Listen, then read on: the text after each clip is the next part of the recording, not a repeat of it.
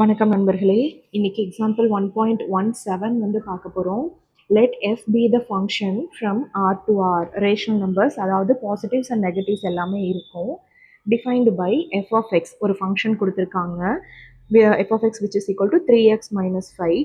அடுத்து find the values of a and b given that a, 4 அப்படின்னு ஒரு பேர் கொடுத்துருக்காங்க. 1, b அப்படின்னு ஒரு பேர் கொடுத்துருக்காங்க.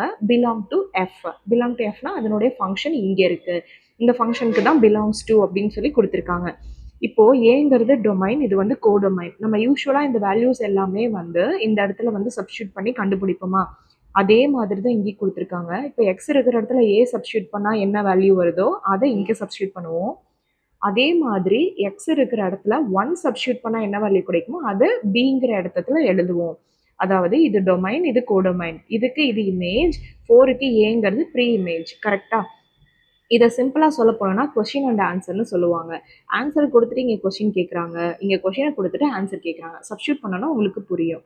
ஸோ சொல்யூஷன் என்ன அப்படின்னா, லெட் எஃப் பி கொடுத்துருக்காங்களா, f of x which is equal to 3x - 5. கரெக்டா? இப்போ a, 4 அப்படிங்கிற அந்த ஆர்டர்டு பேர் வந்து எடுத்துக்கிறோம்.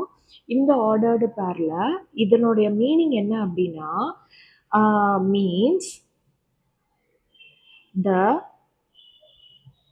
image of a is 4. கரெக்டா? இப்போ ஏவோட இமேஜ் வந்து 4, 4ஓட ப்ரீ இமேஜ் வந்து ஏ. அப்போது நான் F of A which is equal to 4ன்னு எழுதலாமா? யூஸ்வலாக இந்த சைடு டொமைன், இந்த சைடு கோடொமைன் தானே எழுதுவோம். So F of A which is equal to 4. So F of எக்ஸில் நான் ஏவை கொண்டு போய் சப்ஸ்டியூட் பண்ணுறேன். அதாவது இது ஈக்குவேஷன் நம்பர் 1, இது ஈக்குவேஷன் நம்பர் 2. அப்போ சப்ஸ்டியூட் 2 in 1 அப்படின்னு எழுதுகிறேன்.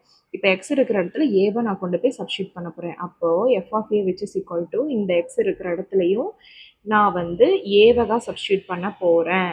-5 விச் இஸ் ஈக்குவல் டு என்ன வேல்யூ இருக்குது, f of A which is equal to 4. கரெக்டாக? ஸோ இதுதான். ஸோ இதை சால்வ் பண்ணோன்னா எனக்கு என்ன கிடைக்குது அப்படின்னா 3a - 5 which is equal to 4. So 3a - 5 அந்த பக்கம் போச்சுன்னா 4 + 5 which is equal to 9. அப்போ 3a which is equal to 9 அப்படின்னா a is equal to 9/3. 3 3s are 9. So ஏவோட வேல்யூ எனக்கு 3ன்னு கிடச்சிருச்சு.